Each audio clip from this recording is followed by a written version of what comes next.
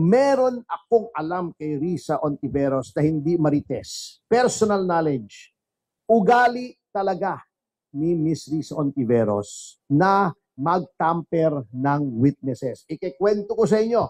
You remember noong time ni Pangulong Duterte, yung si Kian, yung nabaril ng mga pulis. Oh, yun.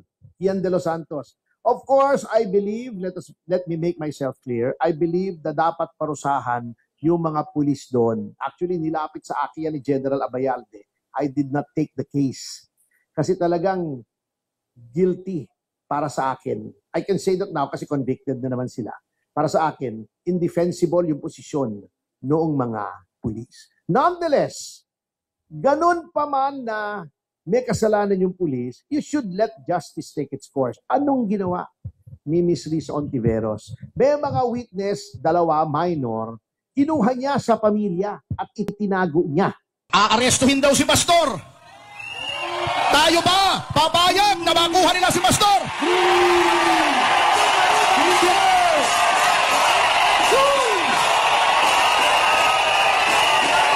Kung gusto niyang arestuhin si Pastor, siya pumunta roon at arestuhin niya.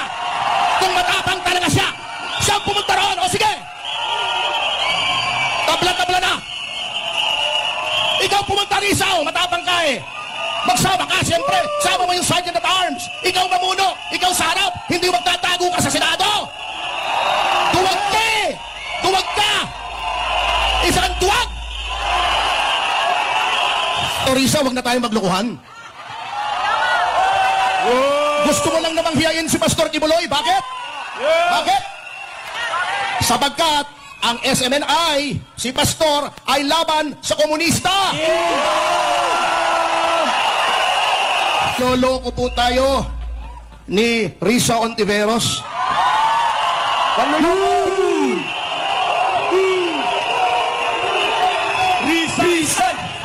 Risa. Pinatatawag si Pastor sa Senado dahil meron daw nagbibintang sa kanya ng ganito, ganoon.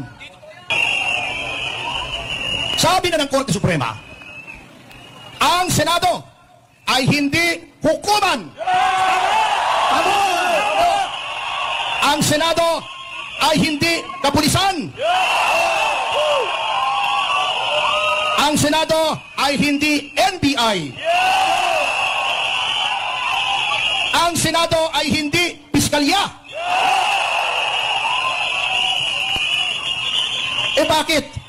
Doon gustong litisin ni Risa Ontiveros. Bakit?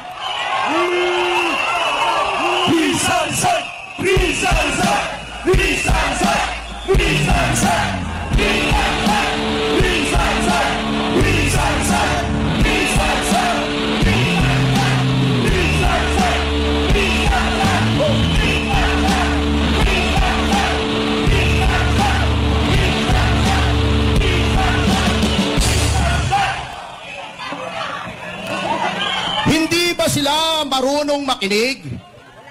Kinagagalitan na nga sila ng Korte Suprema kung mababasa niyo yung mga desisyon kung bakit nagpupumilit ang Senado, lalo na si Risa Ontiveros, na maging hukuman. At bakit?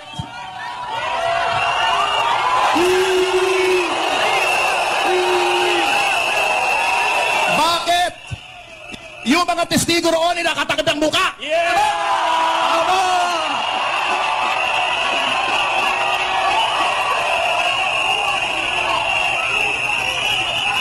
Hiyang-hiya kasi sila sa kanilang pagbubuka.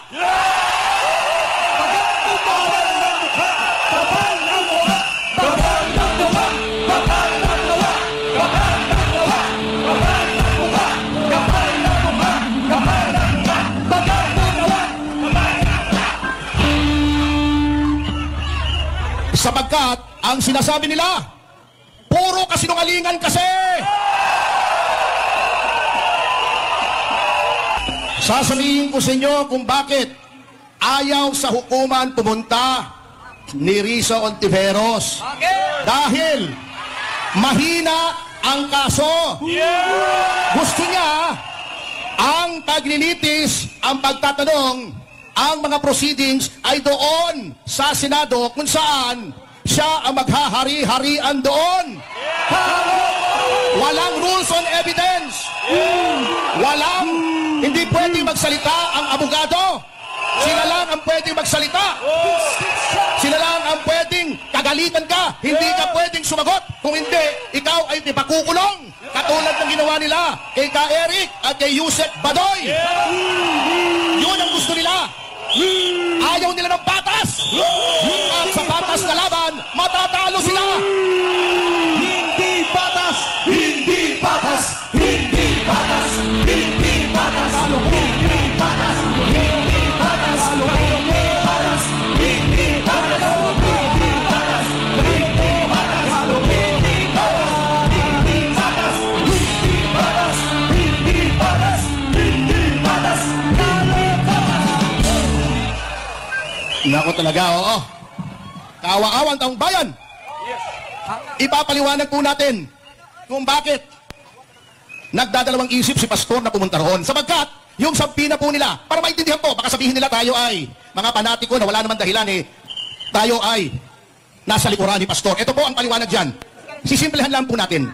Ayon po sa saligang batas, ayon po sa Korte Suprema, kung ikaw ay magpapatawag ng inquiry in aid of legislation, dapat may legislation. Kasi hindi hukuman, hindi piskal ang Senado o ang Kongreso. Ito ay tagagawa ng batas. Ngayon, yung sa trend nitong mga testigo, mukhang human trafficking ang ginagawa nilang batas. Last year lang, nung Hulyo 2023, inamyentahan nila yung batas ng human trafficking. Ibig nyo bang sabihin? Ibig bang sabihin ni Risa Ontiveros, nandoon na siya sa Senado noon? Napakatanga naman niya, may nakalimutan siyang iamyandahan, na kailangan magpatawag pa siya ng hearing ulit ngayon. Kalokohan! Kalokohan! Kalokohan! Kalokohan! Sabi na rin ng Korte Suprema, kung ikaw ay magpapatawag ng resource person, dapat kalakip ng iyong sabina, number 1, yung panukalang batas. Number 2, yung mga tanong na itatanong mo sa resource person. Wala pong ganon sapagkat walang batas. At ang mga tanong, walang kinalaman sa batas. Wala! Baga kagnawong! Baga kagnawong! Baga kagnawong! Baga kagnawong! Torisa, wag na tayong maglukuhan. Gusto mo lang namang hiyain si Pastor Kibuloy. Bakit? Bakit? Sapagkat ang SMNI, si Pastor, ay laban sa komunista.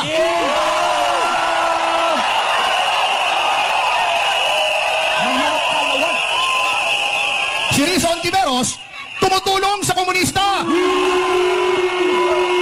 Yun lang naman yun eh. Napakarami pa niyan sinasabing kay ganito, kay ganon. Gusto lang pala niya magpaganda. Risa, hindi ba masapat yung pagpapagandang ginawa niya nung nasa PhilHealth siya? Salot ng bayan! Salot ng bayan! Salot ng bayan! Salot ng bayan! Salot ng bayan! Risa! Risa! Risa! Risa! Risa! Risa! Risa! Risa! Risa! Risa! Risa! O, diba yung mga nagre-recruit ng mga kabataan pagkatapos dinadala sa bundok, pinagpaparausan ng mga commander doon. Sabi niya, concerned daw siya sa mga kababaihan. Matahimik siya doon sa mga nire-rape sa kabundukan. Hipokrita! Hipokrita! Kalokohan! Kalokohan! Kalokohan! Risa! Kalokohan! Risa! Kalokohan! Risa! Kalokohan! Risa! Kalokohan! Risa! Kalokohan! Risa! Kalokohan! Risa! Kalokohan! Risa! Kalokohan! Risa!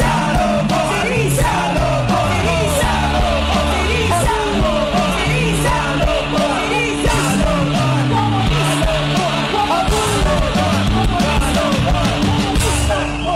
Bago ko magpatuloy, i-acknowledge ko lang po ang presensya ng aking grupo, ang Citizens Crime Watch. Nandito po sila, kaisa po natin sila ngayon. Sapagkat ang paglilinlang sa bayan ay isang napakalaking krimen. Pinakakarumal-dumal na krimen. Yan ang mga gawain ng mga New People's Army at ng NDF at ng CPP. na ibinubulgar natin na ayaw ni Risa. Kaya tinatarget tayo. Alam niyo yung pagpapacute niya dyan sa Senado. Baka magkaroon ng tinatawag na law of unintended consequences, ha? Baka hindi niya makontrol ang mangyayari. Sabagat, ang panagot niya, aarestuhin daw si Pastor. Tayo ba? Papayag na makuha nila si Pastor? Pagpalagay na natin, hindi ko sinasabi nga na mangyayari, ha? Wala naman nakakakita ng kinabukasan, di naman po ako propeta. Okay, pinaaresto niya si Pastor. Pupunta yung mga pulis. Hindi naman tayo papayag. Ano mangyayari? Kung magkasakitan dyan, wag naman sana. May masawian ng buhay. Either police o sa hanay natin. Mayroong dugo ang kamay ni Risa Ontiveros pag yan ang nangyari. Kung gusto niyang arestuhin si Pastor, siya pumunta roon at arestuhin niya. Kung matapang talaga siya, siya pumunta roon. Sige. Tabla-tabla na. Ikaw pumunta Risa, matapang ka eh. Magsama ka, siyempre. Sama mo yung Sergeant at Arms. Ikaw mamuno, ikaw sarap. Hindi magtatago ka sa Senado. Duwag ka eh. Duwag ka. Isang duwag. Sa videong ito malalaman natin kung sinong senador ang pabor sa mahihirap nating kababayan at sinong senador ang anti-poor, kasi nagtatalo si Senator Hontiveros at Senator Villar hinggil sa pabahay ng NHA. Igiinigiit ni Hontiveros ang pagtatayo ng kondominium para sa mahirap kuno.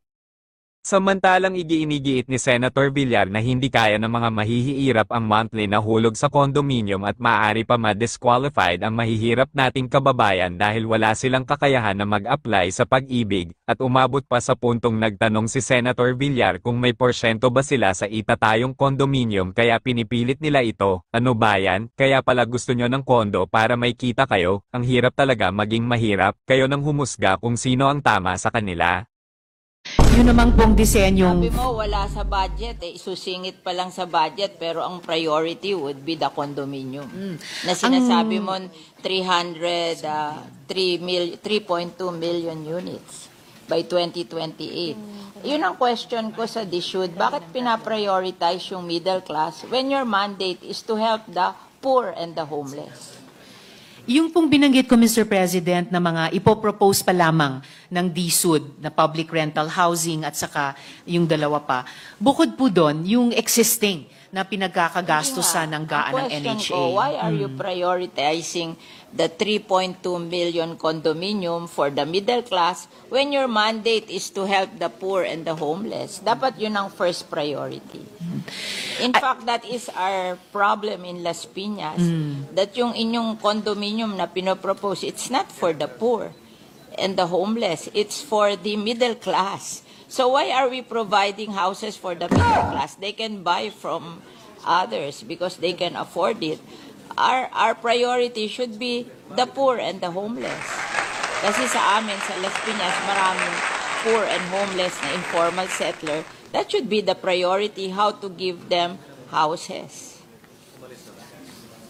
Before kasi, yung aming CNP program, we're just giving land to the poor and the homeless. And they will try to save money to build their homes, better homes in the future. And ang amortization lang nun, 500 pesos a month. So they can afford it. The poor and the homeless, they can afford it. Even the tricycle driver and the mga nagtitinda sa palengke. But now, they are prioritizing condominium. Ang condominium, mahal. It's for the middle class. It's not for the poor. Tapos paaalisin nila doon sa lupa yung poor, lalagyan nila ng condominium. Saan nila dadalhin yung poor? That's our experience in Las Piñas. So I'm telling the Secretary what is our experience in Las Piñas. Yes, Mr. President. Nakikinig mabuti ang Secretary sa inputs ng ating mga colleagues sa bawat locality natin. Kasi lahat yan, pag pinagsama-sama, really give us the national situation sa housing na sinusubukang tugunan ng department. I think what the department is trying to do, Mr. President, good gentlewoman, ay sabay na trabahuin ito with government funds, prioritizing housing for the poor. Yung nakatira doon sa lupa, natatayuan nila ng condominium. Saan dadalhin yung mahihirap na cannot afford the condominium? Yes. Mr. President, kahit sa condominium, sinasabi nga po ng DSUD na pati ang condominium ay for the poor as long as may interest subsidy. So sinusubukan po ng department mag-innovate sa mga programa. 4,000 a month. Hindi daw po, Mr. President, but I'll get Hindi the totoo updated yun. figure on Yun ang that. pinopromote nila, 4,000 naman. Mr. President, what I'm hearing here is it is 2,600 a month, so not Do you 4,000 think the poor pesos. can afford 2,600 a month when they're earning only below 500 a day? I just want the should to reconsider their condominium concept for the poor. Kasi parang hindi kaya ng mga mahihirap sa amin. Paalisin sila doon sa lupa na tinitirhan nila, tatayuan ng condominium, hindi naman nila kaya yung condominium, where will they go?